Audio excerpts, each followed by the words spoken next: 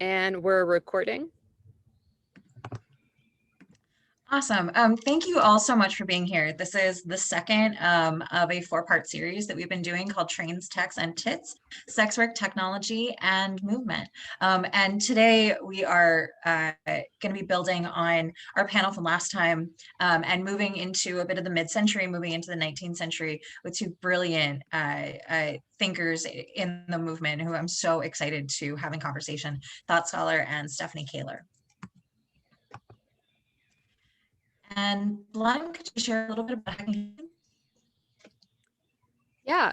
So Hacking Hustling is a collective of sex worker survivors and accomplices working at the intersection of tech and social justice to interrupt state surveillance and violence that's facilitated by technology.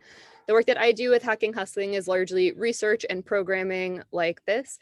And we're really excited to have some of these conversations that will lead into some of the bills and laws that we're going to be seeing in 2021 coming at us. So I think learning about our history is really incredibly important, and I'm super excited to be here and to learn with you all. And if you want to learn anything else about Hacking Hustling or see more of our work, you can visit us at hackinghustling.org.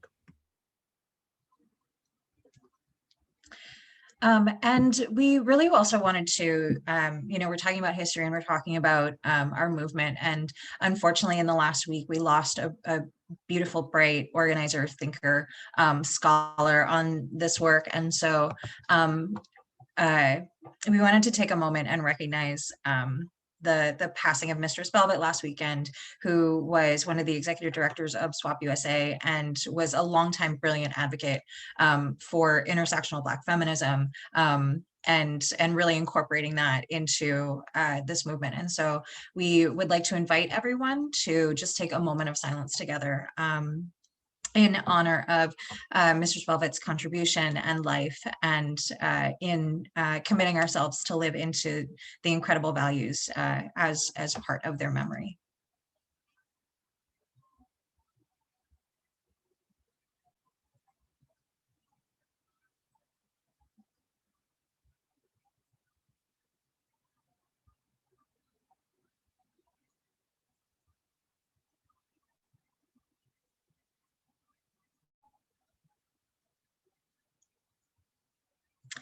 Thank you for that.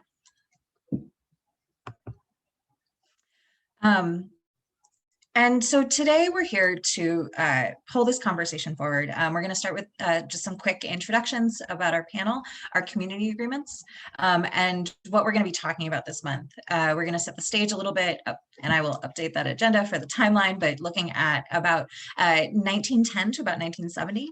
And then talk to our brilliant experts that we have with us today and really have some great conversation about that moment and what sex work meant in that moment.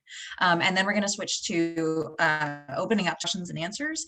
And then at the 90-minute mark, so 1:30, 10:30, and everywhere in between, depending on where you are, we're going to shut off the recording and switch to an open conversation. We know that, even if we're talking about history, so many of these threads pull on things that exist in our lives and that are coming up. And so what we wanted to do is just have a half hour of kind of debrief and processing together, where we get to talk about what came up, what we're seeing, and really just connect to each other.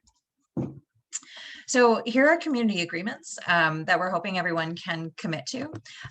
Bring in your histories and speak from your own experience.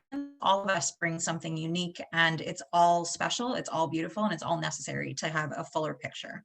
Be conscious of the personal nature of direct questions. If you do have a question for someone, be thoughtful about what that might entail in answering and the space that it gets answered in. Be committed to each other's collective learning and growing. We all have our learning curves and we honor that. Consider the space that we take up and the space that we leave for others, whether it is in the chat section or in the open dialogue. We want to make sure that it is accessible. And so we're asking everyone to just be conscious. Be open to learning. Sometimes we hear things that might land in a way that we didn't realize. And so we are always open to receiving more information. We ask not to share pirated work, including books, porn, or any other form of art. Please get explicit permission from the author before it's shared. We want to respect the diversity of identities, which for this conference really means not assuming organizers or activists for whom sharing details of our lived experiences is not necessarily safe. That also means we don't dead name, we don't dox, and we don't make assumptions about how people want to show up and the information that they want to share. We prioritize care for ourselves and for each other. Take a break, step off. If you need to, go get water, go get water. Please, we invite you to care and love yourselves. And then finally, practice not using ableist language, which we can put a link to that in the chat, but including both physical and mental ableism. We want to try to avoid.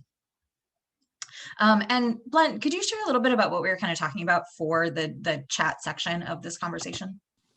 Yeah, we really want to invite you to use the chat as a way to connect with each other and to connect with the material that's being spoken about. Sometimes the chat can add a lot to the conversation, and it can also kind of go in tangents that are distracting. So just being mindful about what's going into the chat and what you're hoping to get out of those interactions, and really encouraging you to connect with each other and to connect with the material that we're talking about. And also a reminder that we will have time at the last half hour to stop the recording and turn on our cameras if we feel so inclined, and to be in community in this capacity with each other. And so today we have two really incredible presenters, folks we're putting in dialogue. First is Moses Moon, better known on Twitter as Thought Scholar, who uses they, them. They're formerly known as Femi Babylon, and they are a sex intellectual, a guerrilla eroticist, a hoodoo American conjurer, and low-end theorist. She is a co-founder of the Disabled Sex Workers Coalition and a board member at Swap USA. Her writing has been featured in the Columbia Human Rights Law Review, We Too, Essays on Sex Work and Survival, Vice, Autostraddle, Afropunk, Wear Your Voice, and Yale University's Law and Political Economy blog. She is currently at work on her second book, Low End Theory. We also have Stephanie Kaler, who is a PhD student at the University of Feminist Studies at the University of California, Santa Barbara. She holds a master's in women's, gender, and sexuality studies from the University of Albany and has completed coursework in library and information science at Simmons College. And Blunt and I are going to be your hosts today. So please feel free to shoot us a message in the chat, and we will try to facilitate this conversation. And so what we're talking about today is really the idea of sex workers as early adopters. And what we mean by that, and Blunt already kind of touched a little bit on it, was that, in the context of we're seeing all of these policies and bills that are happening about being kicked out of digital space, we really wanted to have a conversation that starts with the idea that this actually isn't new. This is just kind of the digital formation of the gentrification that sex workers have been experiencing all along. And so our thesis for really pulling this together was that sex workers are early adopters. Sex workers are pushed out of existing space or leave existing space looking for something new. They become early adopters of new spaces and new frontiers, and then create and shape that space to make it welcoming, to make it accessible, because you still have to find clients.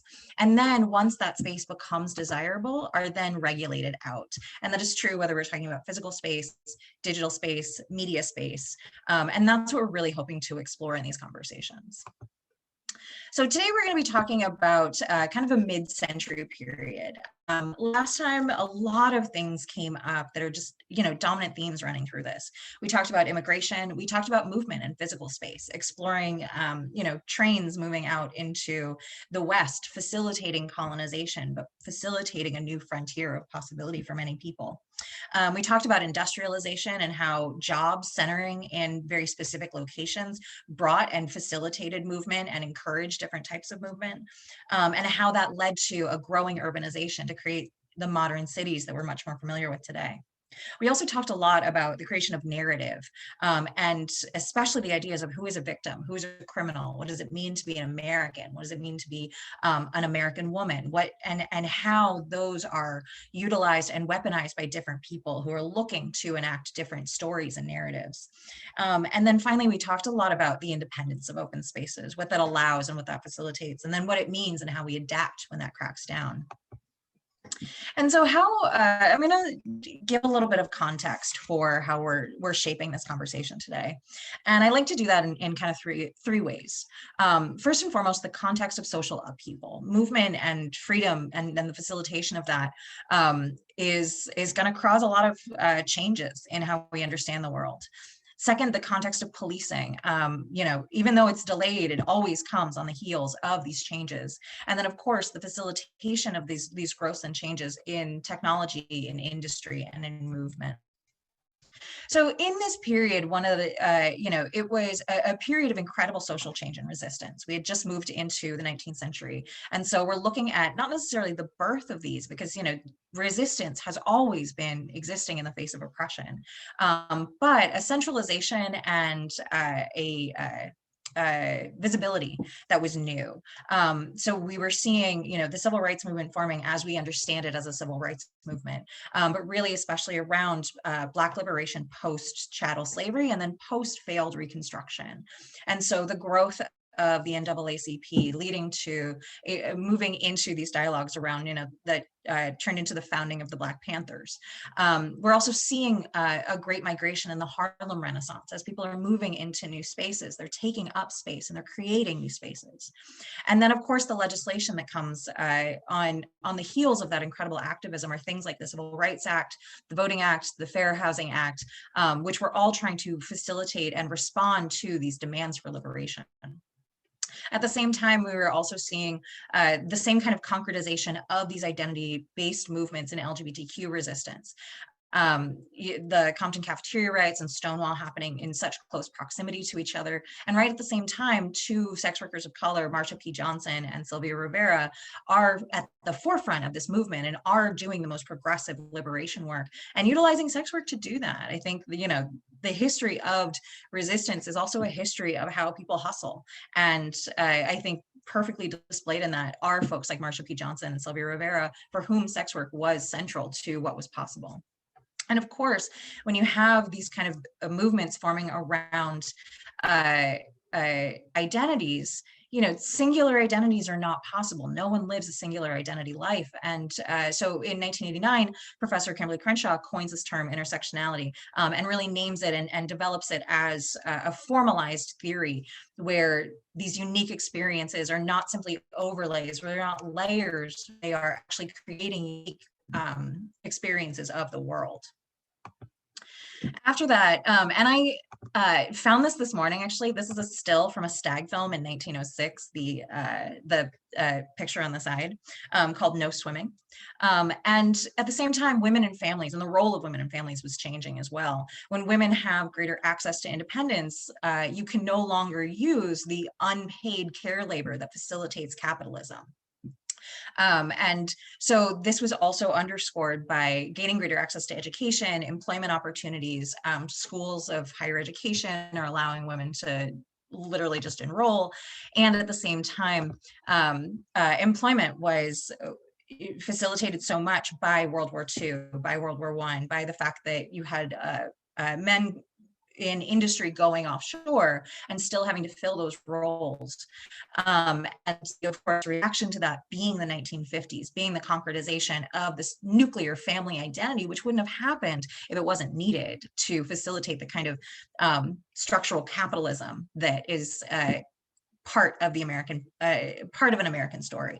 And then, of course, greater access to reproductive control with the pill, with Roe v. Wade, with what was called like sexual liberation. But of course, all of this really being mediated by a women's movement that is predominantly white, predominantly straight, and predominantly middle and upper class. What would a sexual revolution look like if it actually incorporated women of color, queer folks, not femmes who were non-binary, and actually centered those experiences? We might have had an actual sexual liberation. And at the same time, policing always follows change. And so policing was also being concretized, especially in the ways that we know it now. So at this point, major metropolitan areas are going to have a formalized police force. Police forces are in the way that we know them, are actually not that old. 1845 was when the NYPD was founded. We're literally talking about something that's less than the age of many buildings in New York. But by this point, there was this like professional police force in major cities. Around 1905 is the first time that a vice squad was actually used in the way that we understand it now. So that's a really still kind of a new concept and idea. The policing of vice and the way that we police other things is still a growing and forming concept. And morality policing at this time is merging with this kind of carceral approach. If you see something, it's bad, therefore we send in the cops. And at the same time, and so you had these like suppression of vice societies that had popped up, especially in Chicago and New York, which became very intertwined with our concepts of policing that have since really been naturalized, but were kind of invented like 100 years ago. And at the same time, the federal police department, as we know it now, still is kind of finding its footing. At the beginning of the 1900s, there wasn't necessarily a federal police force. The criminal law on the federal level is also something that had to be figured out. The federal government was about like the mail for a really long time. And then all of a sudden there was this decision to move into criminalization as the role of the federal government. And so when you're seeing things like the Mann Act or the White Slave Trade Act, which is crossing state lines for the purposes of prostitution, and it's still used now, it's still used fairly frequently.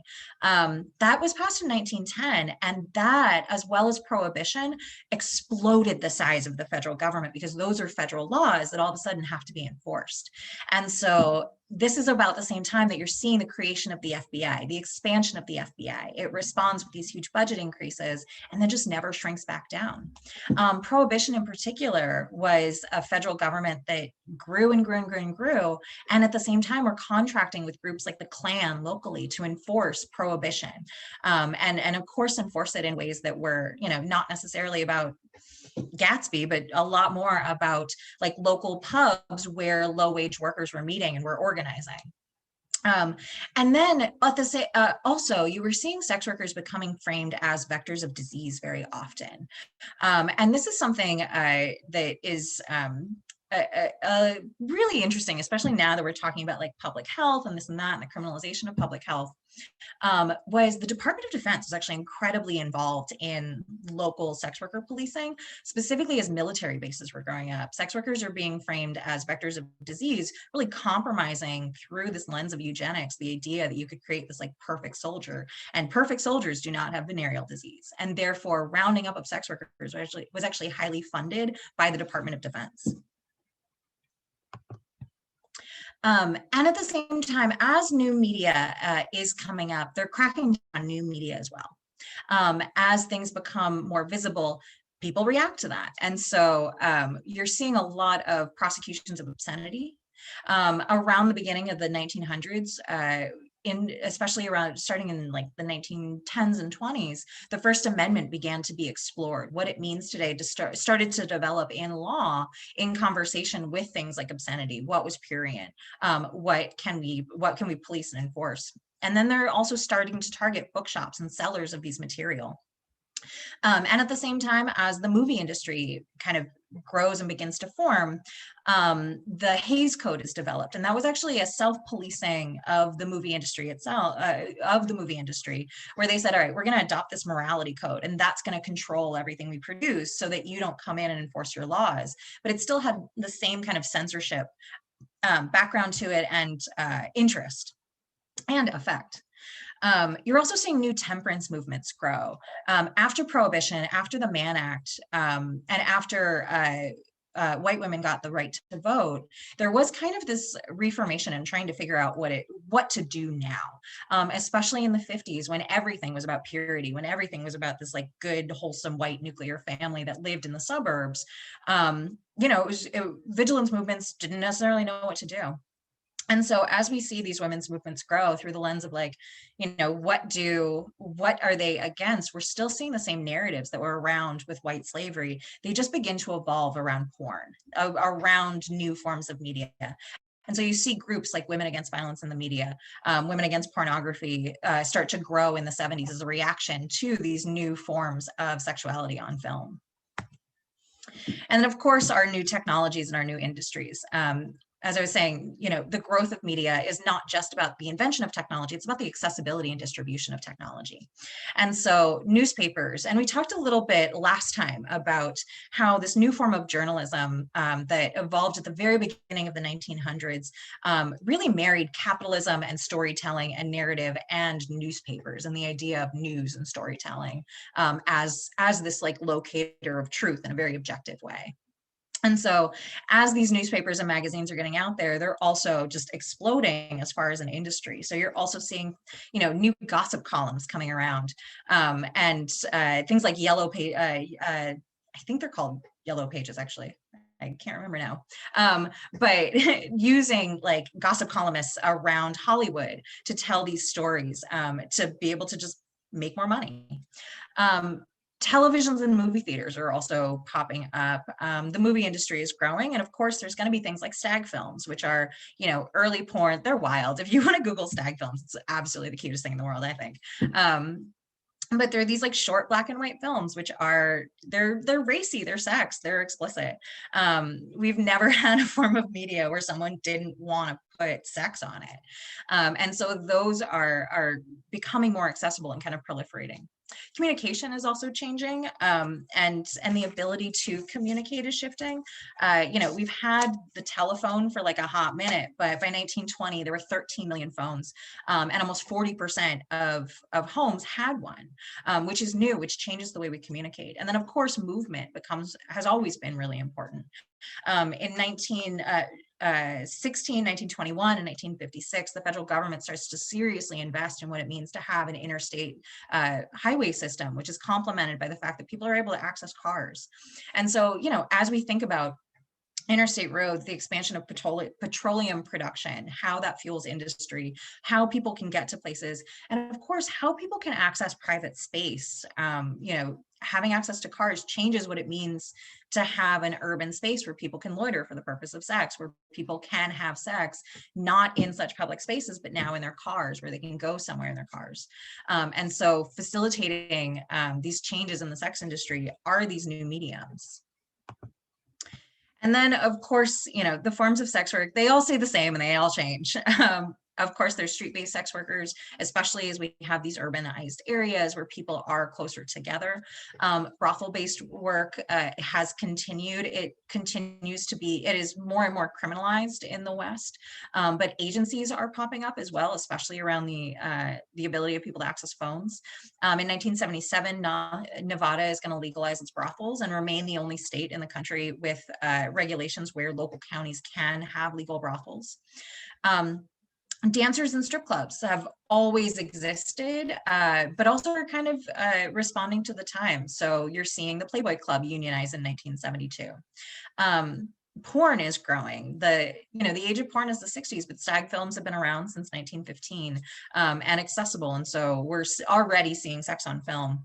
And then Gloria Leonard launches the very first phone sex company in 1977. So of course, alongside honestly, like everything we've talked about, it's always women at the forefront of these, really deciding to innovate in the sex industry and really have control over that.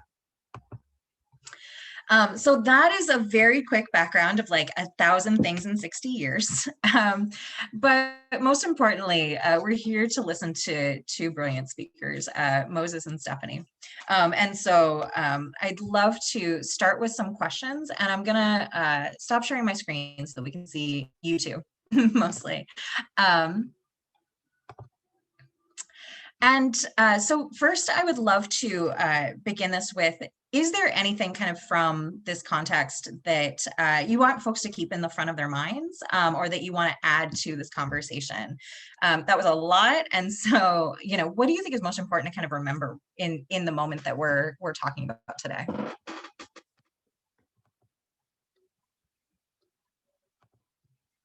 And that's open to either, whoever wants to go first.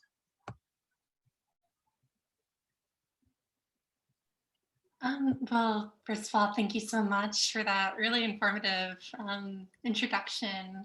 You covered so many bases. And I think that that's really helpful for grounding this because a lot of times when we're looking at like sex worker history, both in terms of activism and criminality, we tend to kind of jump over a lot of the mid 20th century.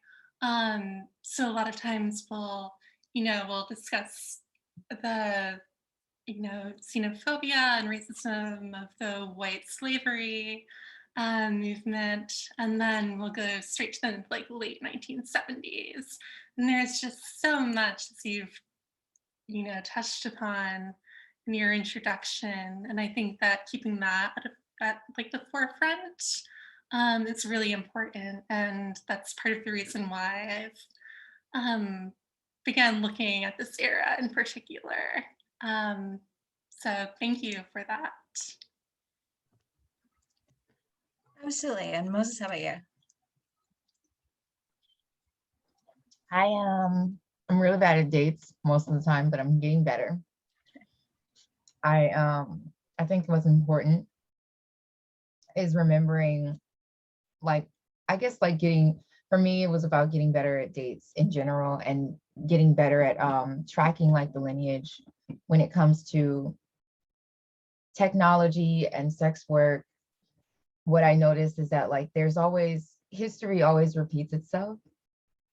So basically like in I want to say like in Black vernacular and our connection to West Africa and West African languages, what people notice is that like the tenses are used differently. The past is the present, basically.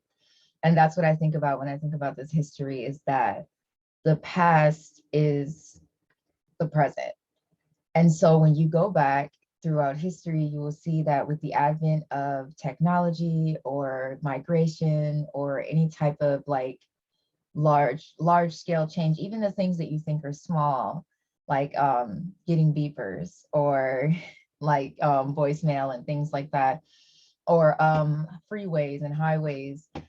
And when you think about all of these things, people were like trying to prohibit at every turn, and people were fighting all the way through history, and it hasn't stopped. And it happens over and over again. The other day I was reading a paper about I was looking for something else, and I accidentally happened upon a paper about people's outrage around phone sex, and like dial a whore, or dial, it was something like that.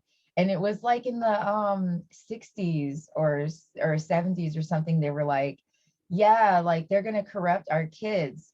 You can just call a phone sex operator, and like, it was the same exact things that they were saying about that are literally the same things they're saying about the internet and Backpage and Twitter and social media. Like, it was the exact same language. It was the exact same concerns. And it was using the children as like this, oh my God, we're so concerned about these kids. And like, it was just like so weird. And that's like, if you study history, that's the type of stuff that you'll start to notice, is like these patterns of engagement with sex, sexuality, sex work, and everything. And it's across racial and class lines. And everybody is just so concerned. And the thing about like, with race and like particularly Black people, since I'm Black, obviously, is like there's a lot of like stereotypes about like the Black community, particularly low income Black communities, and like, shootings and drugs and prostitution and all of this stuff, even today. And yet, like, a lot of the time, if you go back in the history, like I was just looking at I've Got to Make My Living by Cynthia Blair. And she talked about how because her book focuses on Chicago, how like on the South Side and in certain areas, vice was just allowed to flourish because they felt like if you could keep it over there, then it won't be in our neighborhoods. So like in Chicago, they kind of like zone out areas where they don't want strip clubs or they don't want certain things or whatever because they feel like it attracts vice.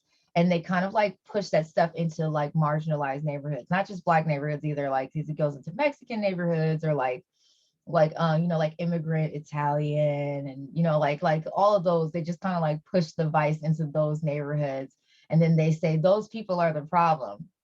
But then like they start trying to regulate around it because like they don't want and like back then, and it's a little less obvious now. They're a lot more vague and a lot more careful with the language and how they do things. But basically, like back then, they were like they didn't want like sex workers. I mean, like they didn't want Black people and white people mixing.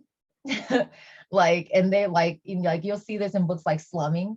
They didn't want them like, because people would go and they'd be like, okay, well the party shit is over here, so like we're gonna go over there and we're gonna do all this fun stuff, underground, and it's like it's exciting, like this touristy kind of feeling.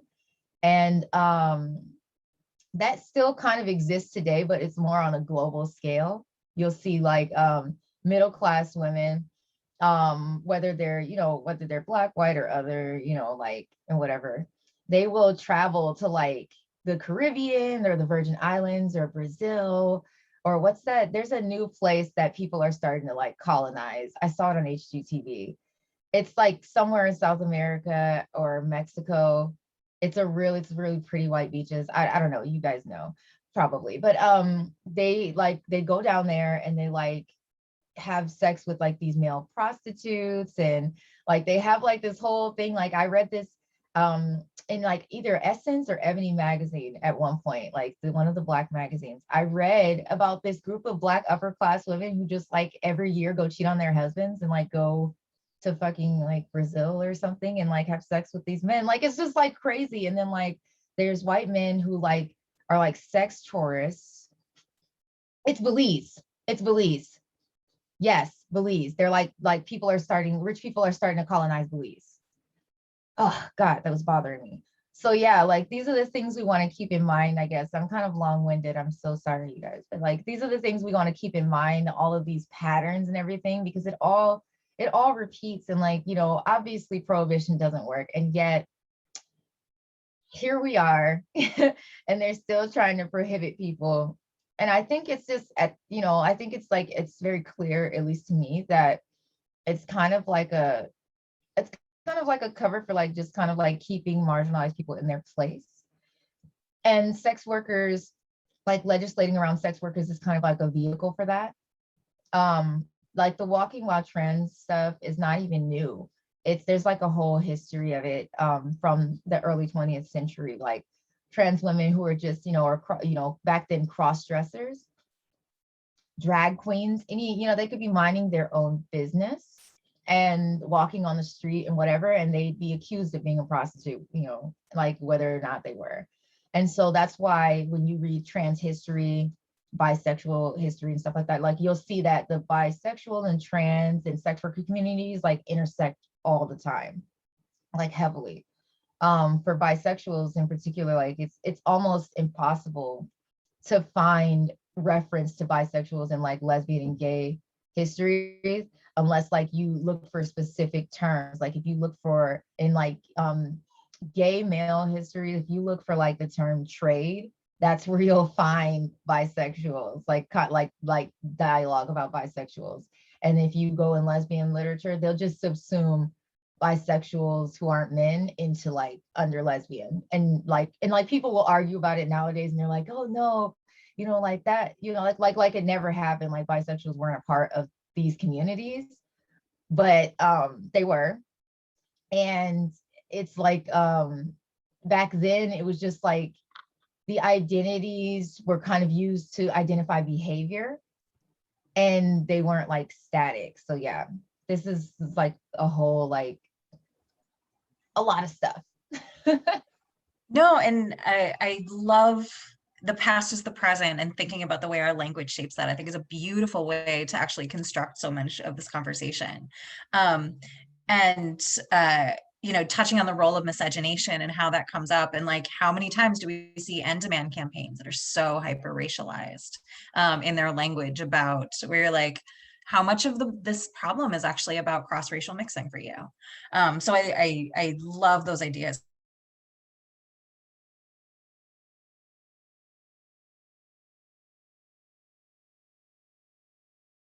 It's kind of already sex work really looking like around this period.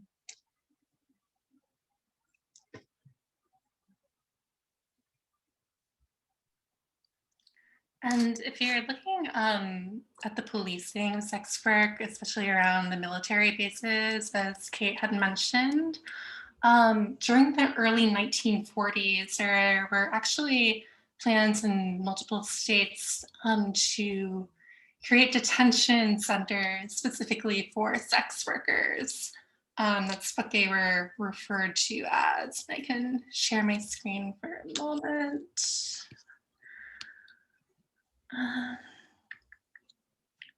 Yeah, would you be able to kind of paint a little bit of a picture for us of like what sex work was looking like in kind of that mid-century period?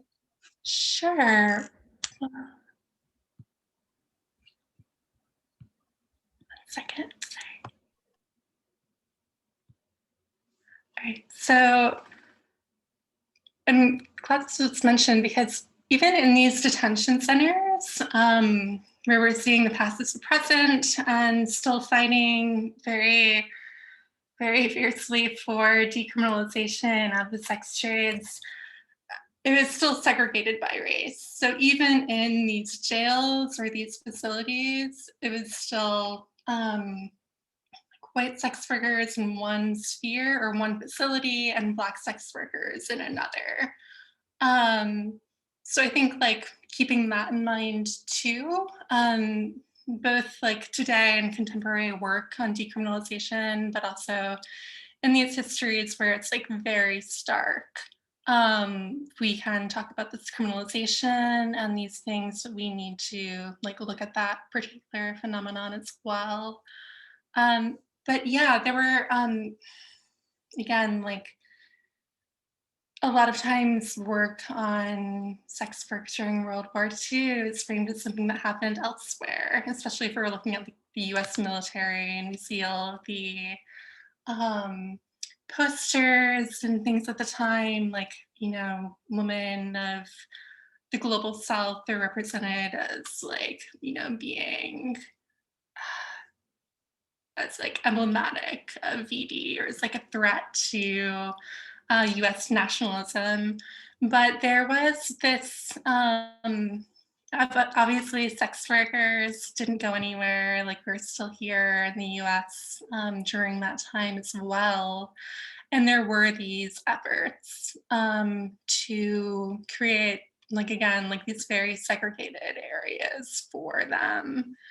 So that is one thing that happened during this time period that I think can really shed a light upon how we're looking at um, like these divisions and class structures. Um, a lot of my work is like looking a little bit later in the 20th century. So like, you know, the 60s and 70s. But to underscore that, I think that another thing to keep in mind would be sodomy laws.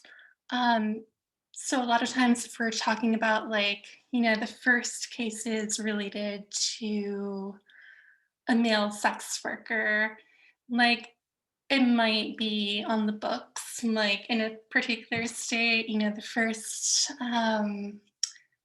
man wasn't arrested for sex work until 1970 something. But that's really only because sodomy laws, you know, had maintained their grasp throughout the late 20th century.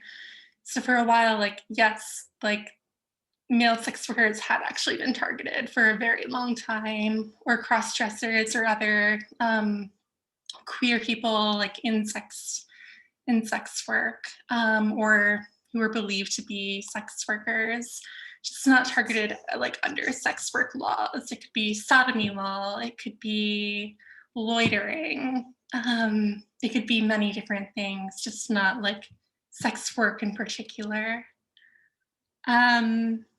So one thing, like one area where that comes up would be like nude modeling for men.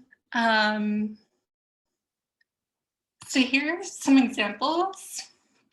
I think it's important to look at like, obviously like the work aspect, but also like what it meant to consume and the laws surrounding that, because as we know, like with the Nordic model, like that really structures your like how you're going to work. Because if there are laws related to what it means to like engage in these services, workers have to like hustle around that. So you couldn't, like in the 1960s, early 60s in particular, you couldn't just do like a full nude like shoot if you are a man. Nothing to, it couldn't be like that explicit or saying it's like for that purpose. So you would see things like this, and it would be like very coded, like you know what's what, but it would be like art modeling or you know, fitness, even though it's clearly not. So just like the way that people are like working around these laws, and like it can be like, you know, we can face like these different kinds of criminalization and these different parts of like the industry, but still like finding ways to go around it and circumvent it. And I think, I don't know, like again, like past being the present and seeing how we have to do that today, and we still are doing that today. I think it's like, obviously like we're tired and frustrated, but also like fascinating. And even here too, like these were like cheesecake pulp magazines. I looked through one of them and you'll see like, it's very voyeuristic and like scandalizing, like, oh my God, homosexuals are the fourth sex. But it's like, then you like look through the pictures and it's like clearly like, it's, you know, like kind of like trying to mask that curiosity with like a veneer of heterosexuality. And again, going back to how it relates to today, just last week, eBay announced that they have to get rid of, or they are going to get rid of their adult section.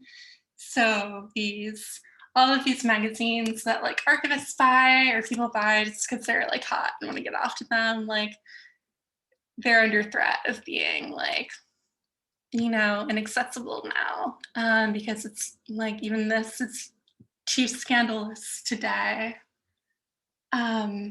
which is just wild to me, but again, it shouldn't be surprising.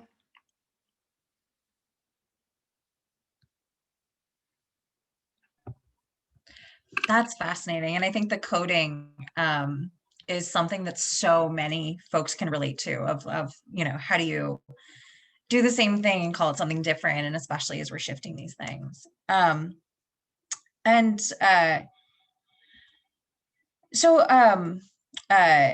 Moses, if you were going to paint us a picture of kind of what sex work was looking like at that time, how would you kind of describe what sex work was happening in this period?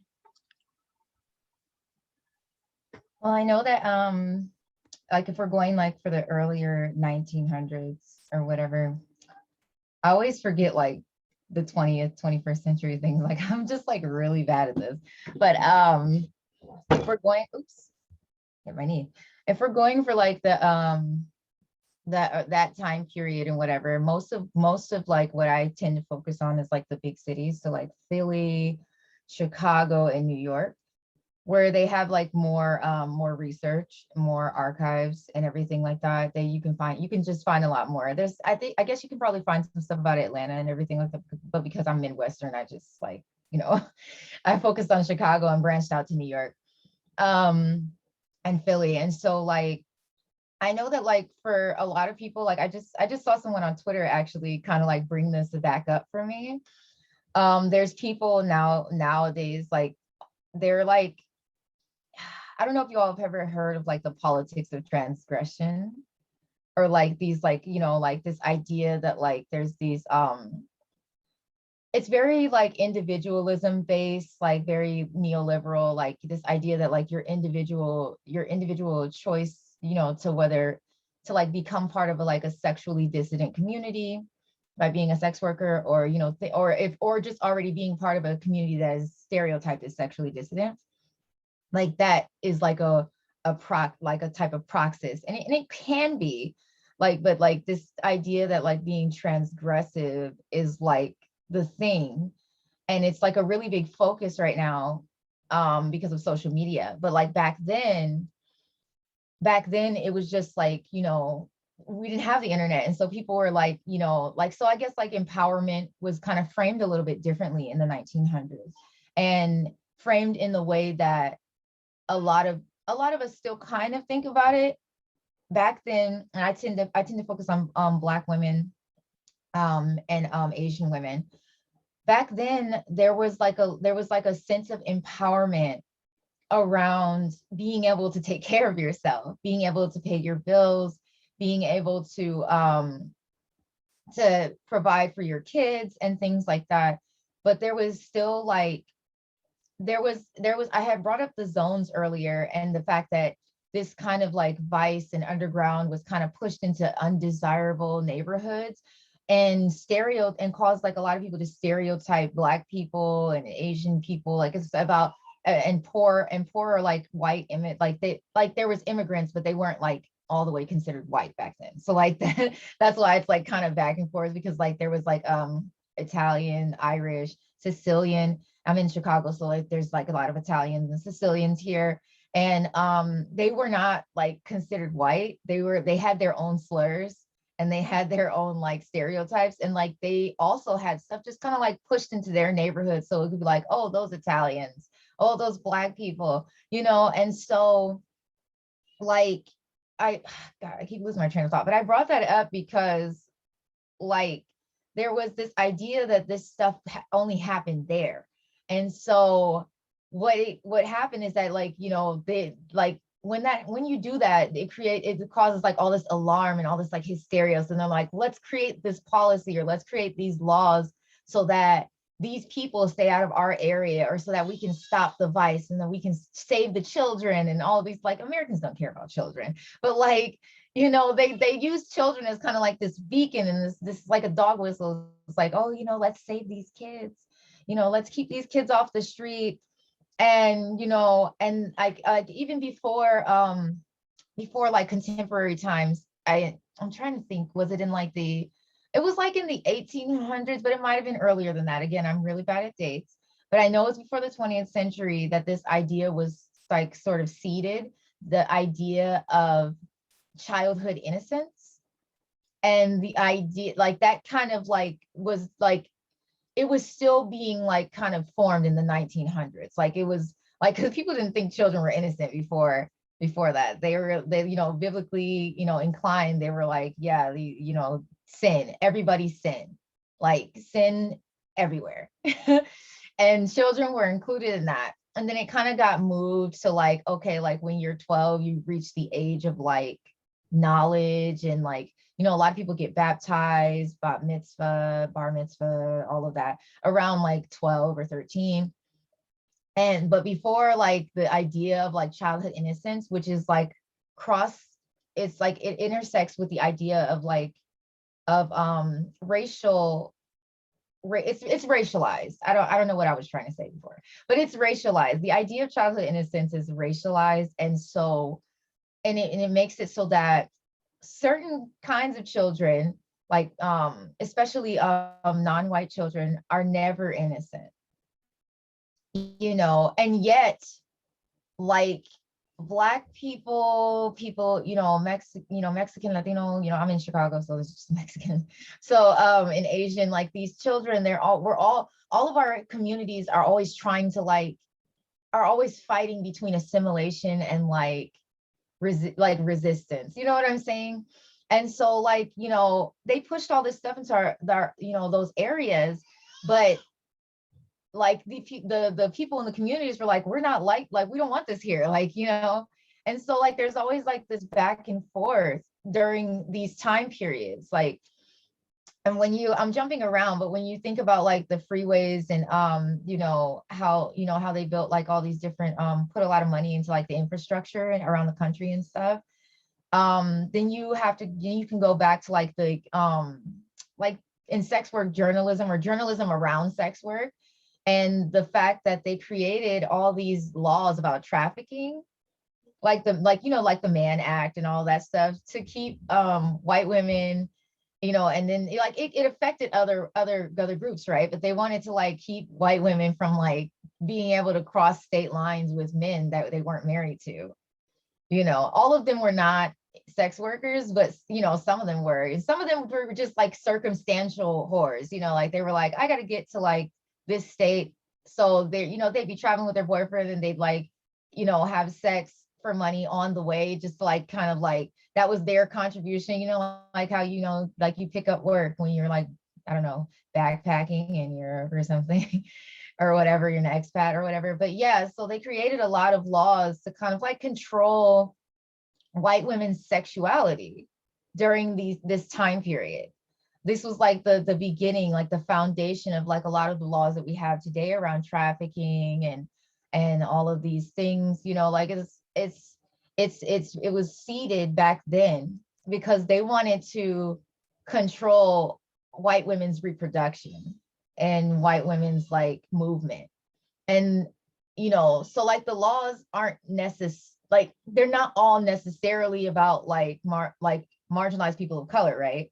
They start, a lot of these laws start with like trying to control white women and like other like, you know, groups of people, and then they trickle down like and they affect everyone else. Like, so it's basically all these laws start out as like trying to reinforce white dominance and heteronormativity.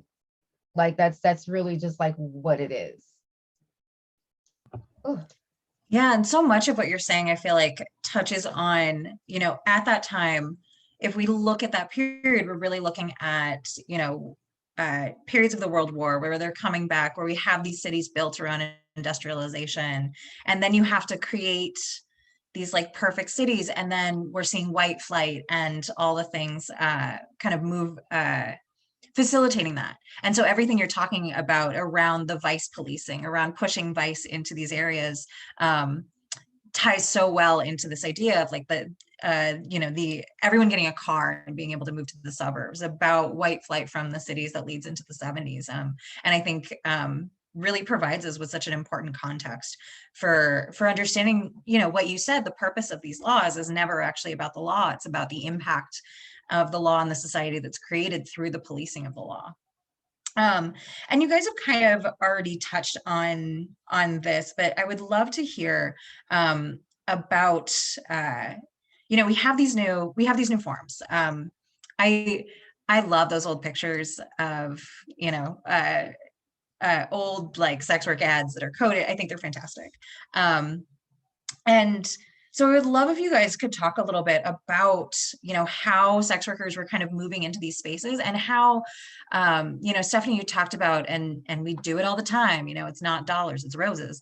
How were sex workers kind of going into these spaces and being coded in ways that they could exist and be very hyper visible and very invisible at the same time? Because I feel like that is like the story of so much of how we shape our behaviors in our lives, is like, how do you be seen, but only by the people that want to see you? How do you toggle that, like, okay, Cupid, I don't want to be seen by straight people, in your day-to-day sex work life? One example that I love was in the 1970s. You know, there were all of these like very experimental things going on, and like different kinds of therapy, and just like trying out like different like alternative whatever. And these psychiatrists tried out this thing called like nude therapy. It's kind of a wash and didn't last long. They were able to like, you know, like do it their entire lives. But sex workers in the Bay Area were like, okay, we're nude therapists. Like, come on over, you know, like this $20 for a minute and like talk to us while we're naked. It got shut down pretty quickly. But you know, like trying to take these tools and be like, you know, like if you know, you know. Um, but also like that veneer of like respectability almost, or not even like respectability, but like trying to like code in a certain way. I can pull it up. And then also something that I didn't know until very recently was that like there's always the discussion about like massage parlors and, you know, like is it sex work? Isn't it? How can you tell? And you know, workers have kind of like made that clear. Like if you're in community, you know, and it's like a whole discussion. But if you look at ordinances, and I can try pulling one up right now. In the 1970s, you had to get screened for STIs to work there. At least at one in one place. But you know, that goes to show like how common it was. Yeah, so here, Panama City, 1977. It's like a whole like, you know, like newspaper page, and it's like fine print, like all of these different rules and regulations, like get screened for VD, like all of these tests. And it's like, of course, like you're not going to be nude and you're not going to have sex, but like get screened for VD and like, you know, like be up to date, and like, you know, you could be fired if you aren't screened for VD. So again, it's kind of like not really sex work isn't really going on here, but it absolutely is.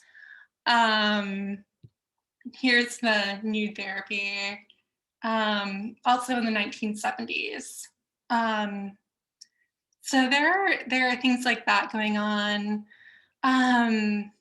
Yeah, just trying to take these tools and be like, you know what, like if civilians can do this, like why can't we? And I think that's really, I think it really opens like a lot of political questions that anyone should be grappling with.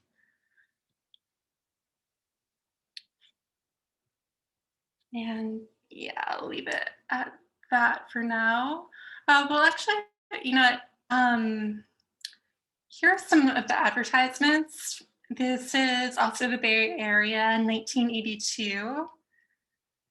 There would be like circulars, you know, like a whole kind of like a newspaper, but it's like just for this. You could place an ad, and yeah, they're great. But one thing that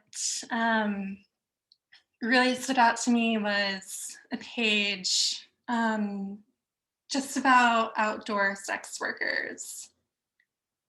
And I don't know what to make of it. Because on the one hand, it's like, you know, is it like review board guys, you know, what's going on here? But I think it is really important too, because it like reminds us that outdoor workers aren't a monolith. A lot of times, especially in academic work, where we think of outdoor workers, it's just like one class, and actually like outdoor workers, you know, like any other sex workers, are workers of different classes, different races, of different backgrounds, genders, and so on. Kind of like disrupting that idea of like outdoor workers as just being like one, like the outdoor worker, like there is no such thing. So that's another thing that we see going on here in the 80s. And on the same note as circulars, as you say, I have it up. These two badasses and four mothers were based in Vancouver, and they created the first, what might be the first bad date list that was published. It was called the Organizer. We had this information from the NSWP. But yeah, it was another circular. So like before, you know, we could go online and warn people on websites or Twitter. And, you know, if we wanted to get like further than word of mouth, they had this circular, and apparently it was for like every stroll in the area. They were like very much on top of it. And they also fought gentrification, because as we know, like gentrification and outdoor sex work go hand in hand. And if we're fighting for sex workers' rights, we need to fight against gentrification and vice versa. So that's another use of technology, even though, you know, we might not always think of like paper as technology, but it was very effective and something that we still see, like a model we still see used today.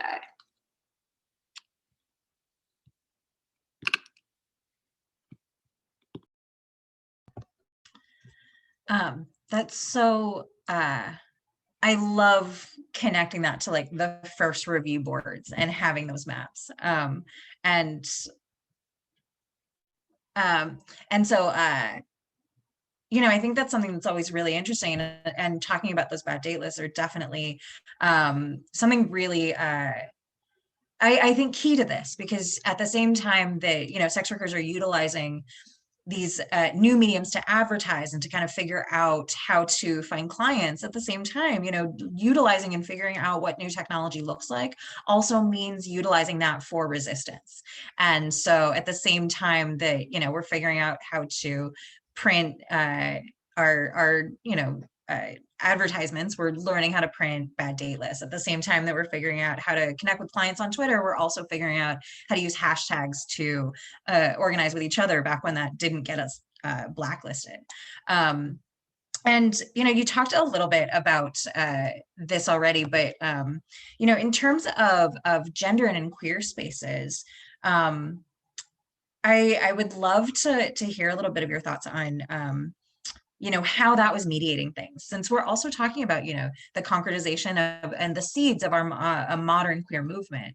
You know, how is that playing in? Because you're also talking about people who are necessarily connecting to each other constantly under having to be coded in all of these spaces. And so what I was just wondering if you wanted to talk a little bit about that, about how this relationship between queerness and sex work and visibility and having to be coded, we're all kind of interwoven within each other. Sure. A lot of times, from what I've seen, specific cases, again, it relates a lot to gentrification, but there'd be movements to like clean up a space, and it'd be like clean up the beaches in Florida. There was a movement there, and it was just like male homosexuality and sex work were very much conflated. So it's almost like, on the one hand, like the way we looked, or like people were looking at sex work, it's like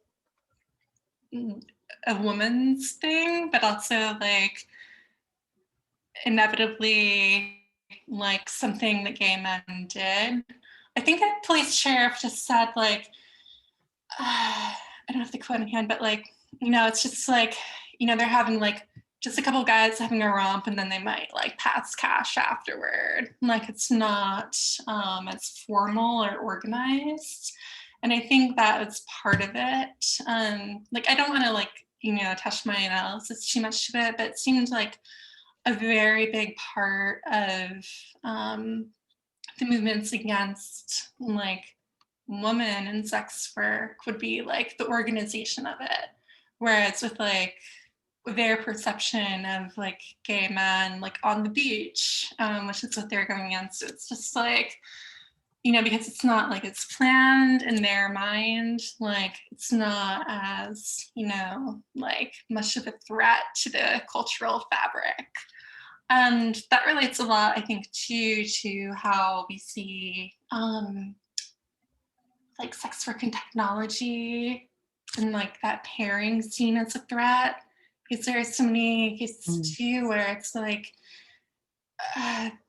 we shut down this ring and you won't believe what they were doing with their like answering machines, and just like, it's not even like the sex work itself that's framed as, being bad or the crime, but just it's like an anger of being outsmarted or the threat of that.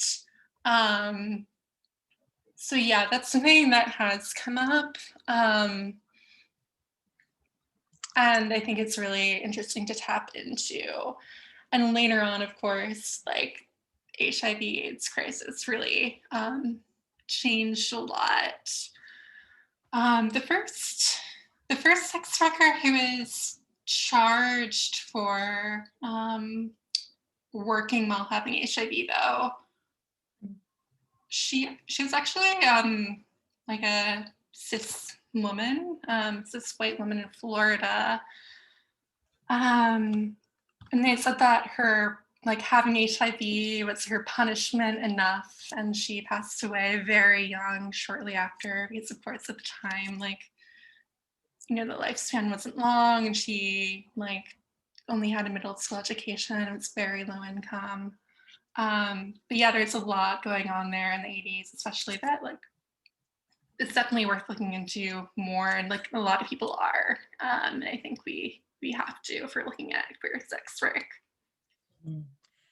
Yeah, that I love that. I love the framing of like sex workers being duplicitous, and this idea of utilizing technology in these new ways as evidence of not being able to be trusted, as opposed to like, no, you just make us do it like this, so we're going to do it like this. And especially how much that is also about having to have different identities, the idea of being forced to construct something and not and then being blamed for it. And Moses, I know you wanted to talk a little bit about that idea of that Stephanie mentioned around outdoor work and not being a monolith, and I would love to hear some of your thoughts on that. And also one of the other things that came up was this idea of modeling respectability in sex work and kind of what that means. And I know you and I had a really interesting little bit of a conversation about it, and so I would love your thoughts on that piece as well. Okay. So Stephanie, I had like a light bulb when you talked about outdoor work, but I had to go take a bathroom break because of this coffee. But I loved what you said about outdoor work not being a monolith, and kind of like, there being a lot of diversity and a lot of people not really being aware of that. I think that nowadays on social media, there's like this fetishization of poverty and struggle that I find very gross.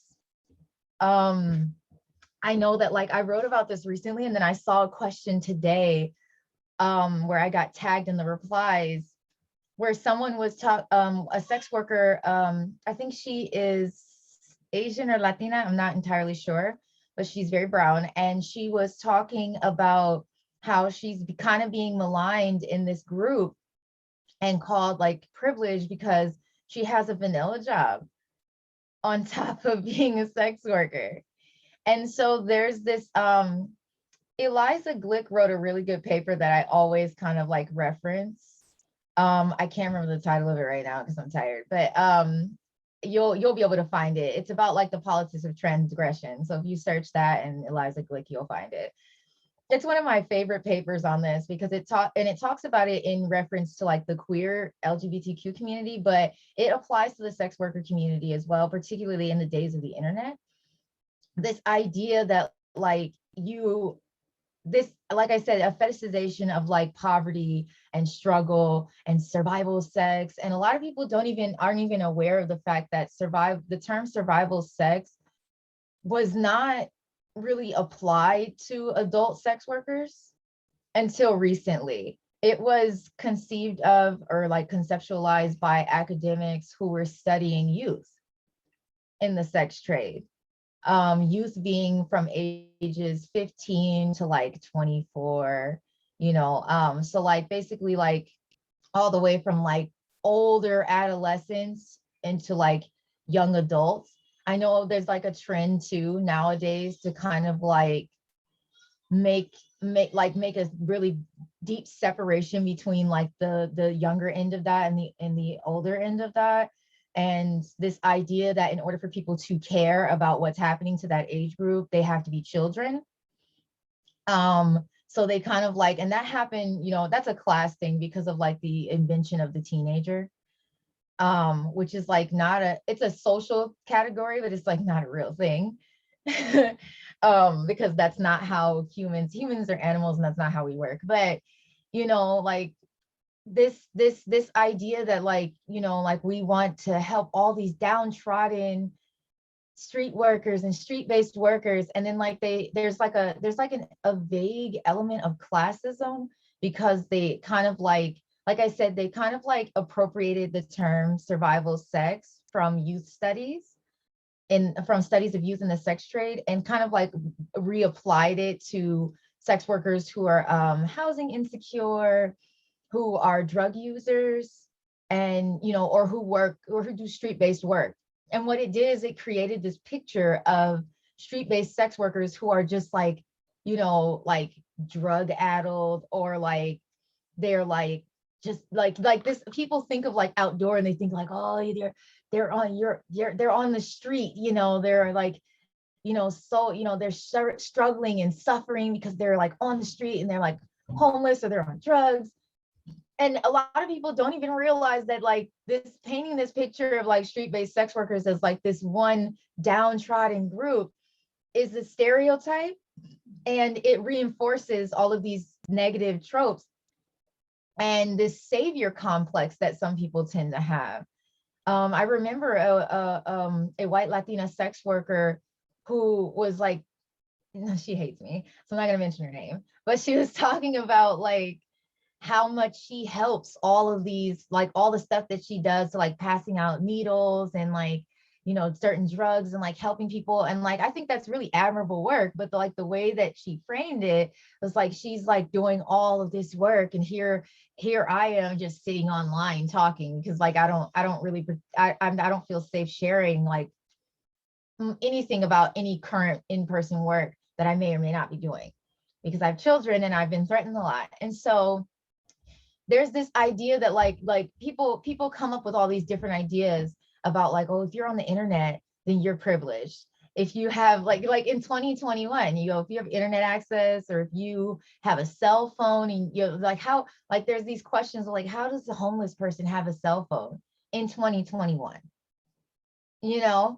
And like you see discourse like this, and you see people trying to like delineate like who's the most oppressed, like all the time. This idea of like, you can't work a regular job, like, vanilla job and be a sex worker at the same time. Otherwise you're like privileged and you're taking up space.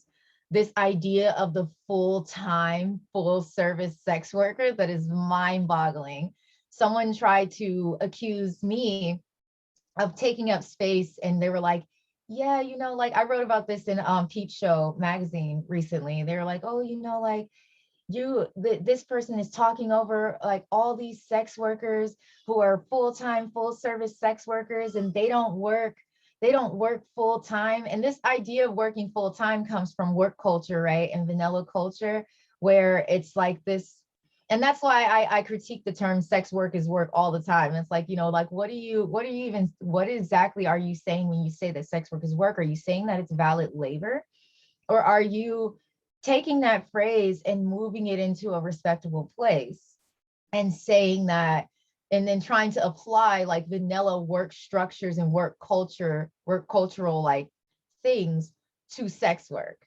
Because that's what that phrase does, like the full-time thing. Like, what does it even mean to be full-time as a sex worker? I've been a stripper, I've been a street-based worker, I've been a sugar baby, I've been a phone sex operator. Like, I've been all throughout the industry. And yet, if I talk about those experiences, I'm a dabbler, as if I'm some, college girl who's just doing this for fun. And so it's these very limiting ideas based in like this kind of like, because we have like a celebrity culture now too, like, I don't know if you guys have ever heard of the Society of the Spectacle, by Guy Debord. But like, I read that like in, I don't know, I'm getting old. It was like a decade ago. But but I have a copy of it because I was like, wow, like this is just like the past is the present, like it's here. So the Society of the Spectacle describes exactly what kind of society we're living in today, where we fetishize celebrity. And now we have the internet. So we all have like these platforms, that's what we call it. We have a platform, we have fans, and we have people who follow us and all of these things. And I just kind of like got online and started bullshitting and talking about myself. And I just, like it into an echo chamber because, I was used to the internet after a while and just feeling like I was, talking to a small group of people. And now I have like 20,000 something followers and like, on accident. And so, like we have this idea of like branding ourselves to a certain degree. And so when we get, because we have like this idea of all of us being a brand and all of us being like social and everything like that. And that's not a new idea. It's just like the internet is newer, right? Because, people have branded themselves before in the early 1900s. You had these specific types of, workers, you had these specific areas, like you were talking about all these different zones of where street-based workers were located and what kind of services they offered and what cost, what it would cost and the type of clients they took and all of these different things. They were all different zones. You had areas, you still have this nowadays. You have areas where cis women are. You have areas where trans women are. That trans women are on this street. That cis women are on this street. That you can find men on this particular street.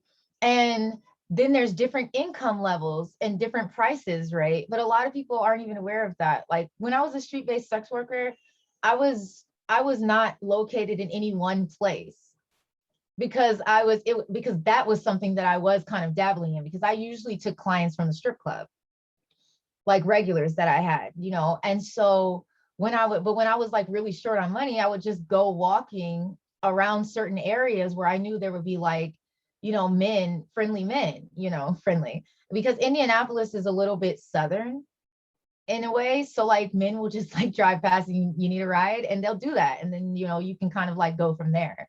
And that's what I did. And, sometimes, it would be something where I would, chill in the car and do some stuff. And then other times we go to a motel. I prefer the motel route because it's just more comfortable. And, like I took a lot of risks and I was 19. So I took a lot of risks, but like I ended up, mostly okay. Don't do that though.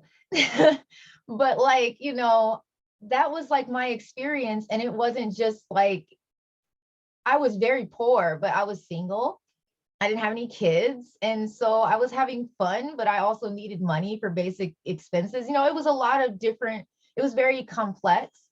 And there's a lot of street workers who just kind of like the environment, just like working out on the street. It's quick money, or the people after a while. And so like, you kind of like, you might do street work. And like when I was doing street-based work, I was working in a strip club too.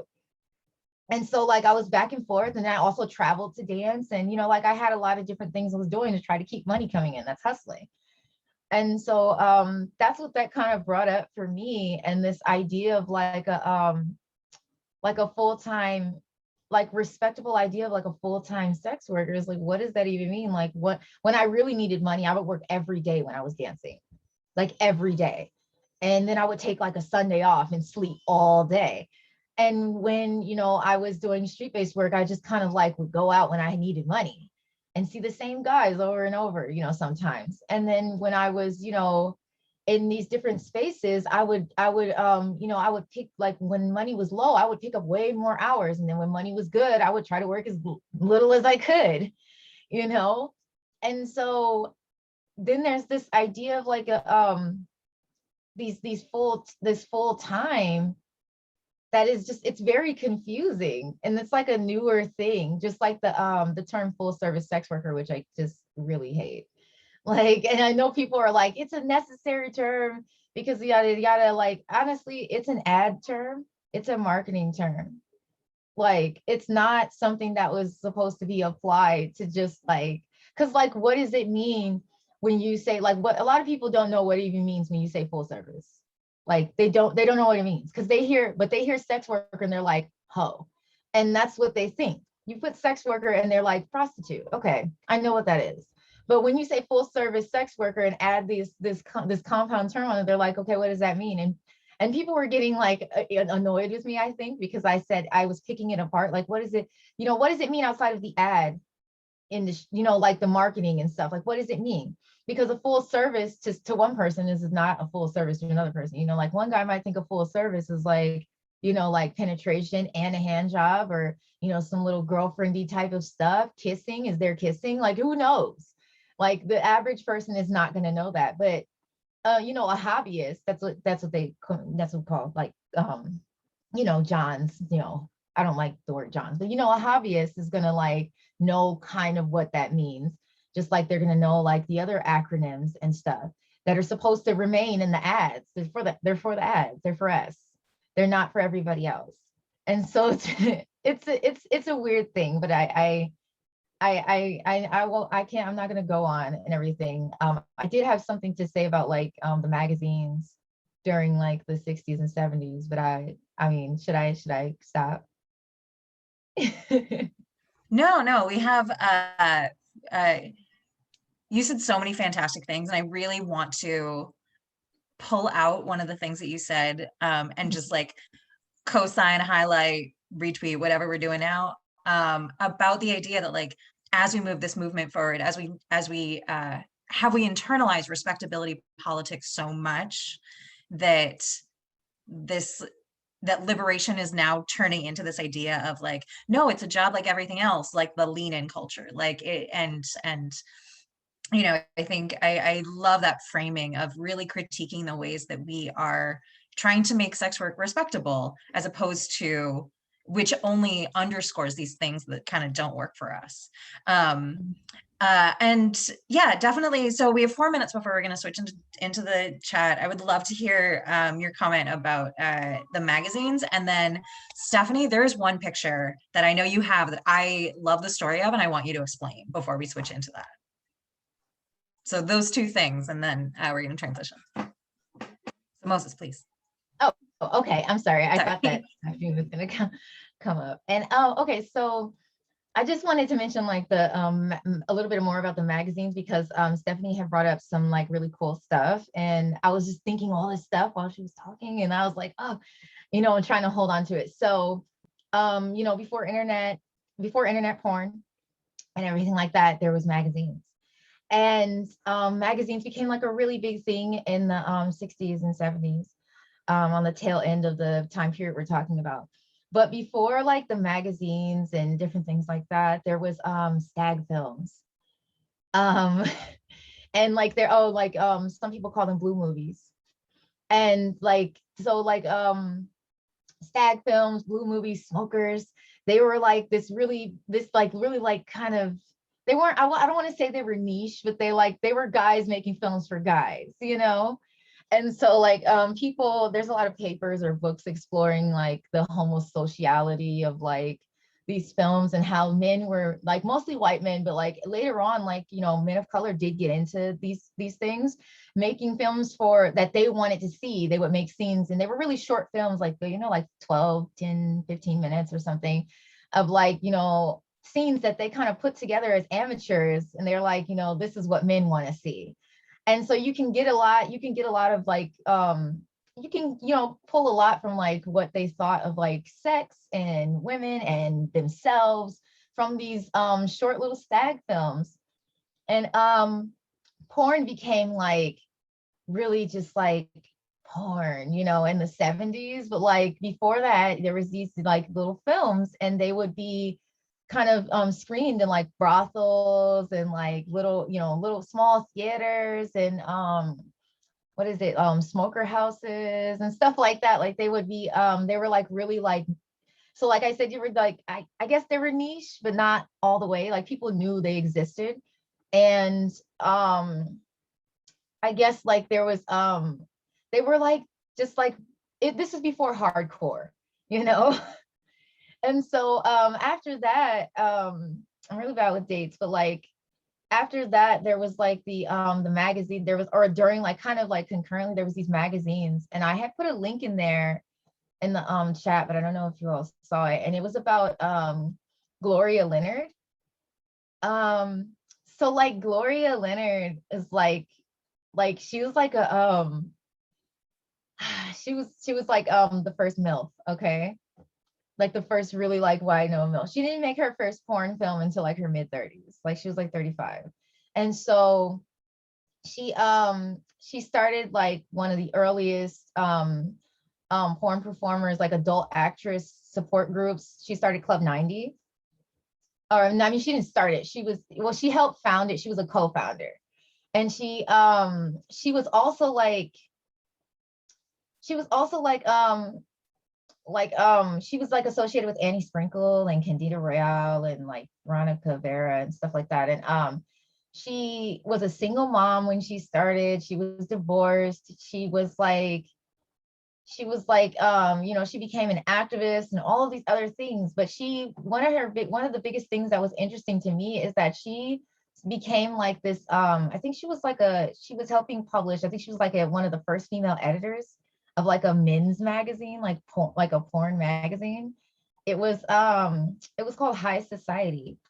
And she curated a lot of different things, and she became like this really big phenomenal editor for like, I don't know, like 5 years or something. Like she did a lot, and she was doing like film work concurrently, and it's really cool. You gotta look into it. Then there was this other magazine that I like randomly saw mentioned in a book I have about like comics. And it's about like Black comics and constructions of Black identity. And they just like mentioned this comic that was in one of these porn magazines. It was like the first all Black porn magazine. And I was like, what? It was called Players. And it was Holloway House was like the publisher of it. They had done like a bunch of different erotic and pornographic periodicals and different things before that. And Players was like an offshoot of it for Black men. And it was like a really big deal.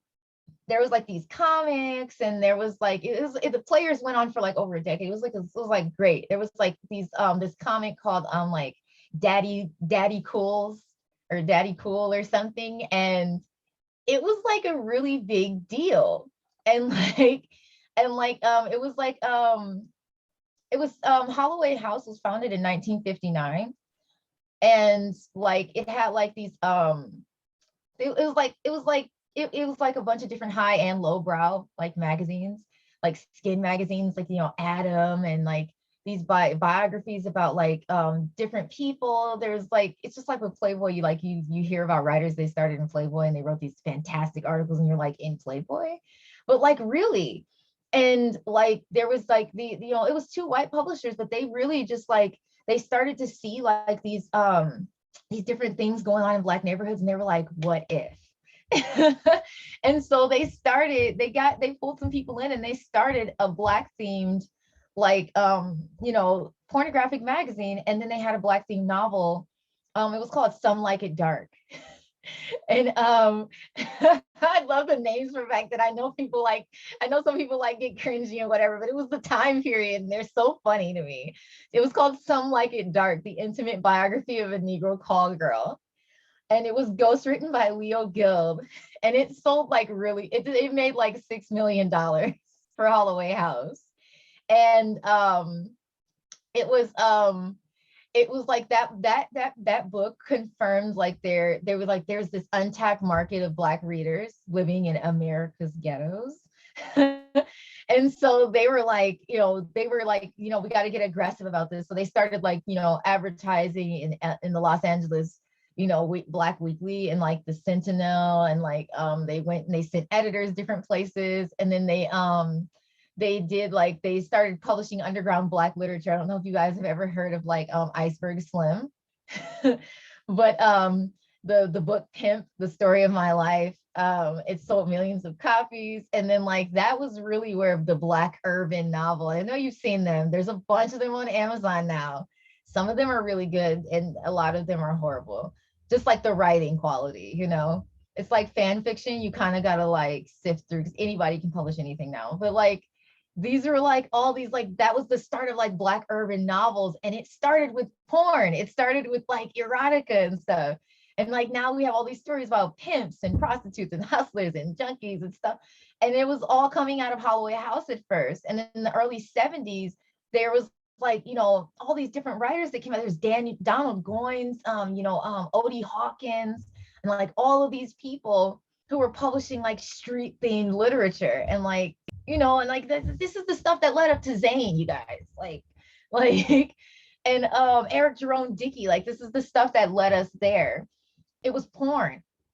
And like there was all these like these novels about Black experience, and like now everybody knows Sister Souljah and whatever. I don't really personally like her like that, but like we had The Coldest Winter Ever. Like it started back then. That was like the lineage and everything. And then like with Players, that was like a really big Playboy type of magazine, but it was specifically for Black men.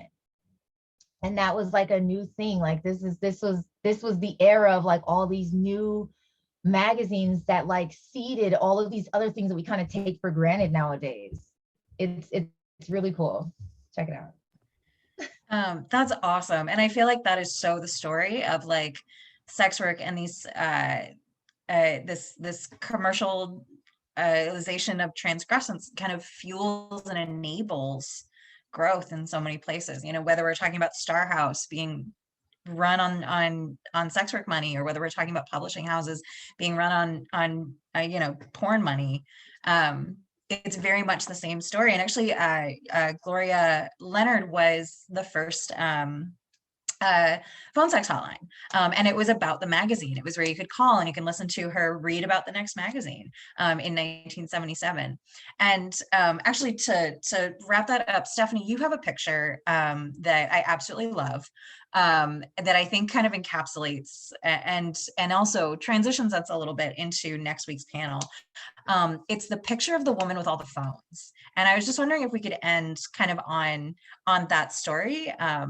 And on that photo, and then I'll share some resources, and then we'll stop recording and shift into a discussion for our last 20 minutes.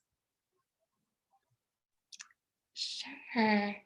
So this is Bessie Winkle.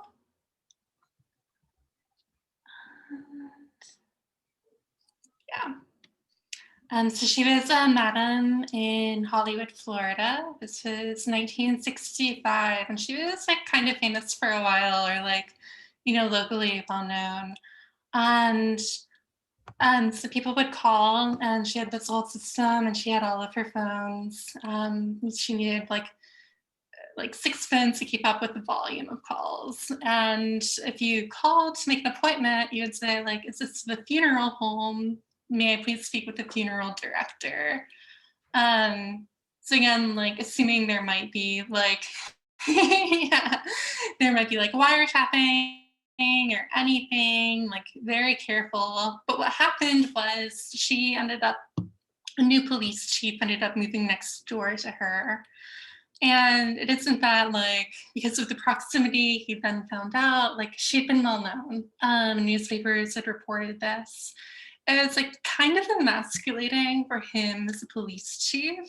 They reported there were like well-known like gangsters, whatever they meant by that, like, and they were fine. They could even like help out the police, and it wasn't a big deal. Like they kind of let like crime go, like as we do today. Like, you know, there are different like a lot of different crimes we turn a blind eye to, or we ignore, I should say. I'm sorry for that language.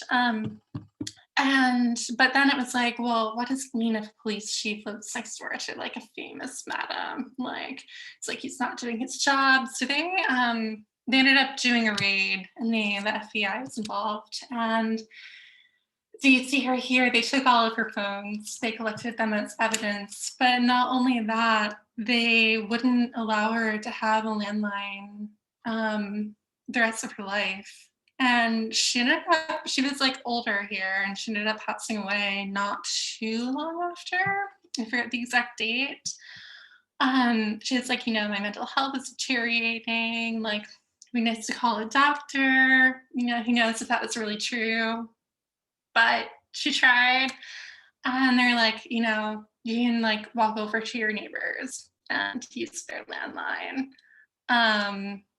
So you see her here with all of her phones, and anyone who's had the joy of working off of burner phones probably like recognizes this person as was assisting. But yeah, so you know, landlines seem like very archaic now, but at the time it was like a very like high-tech thing. And again, like using the coded language, it's a funeral home. So yeah, we've been these workers and madams and whoever else like hustling for a long time.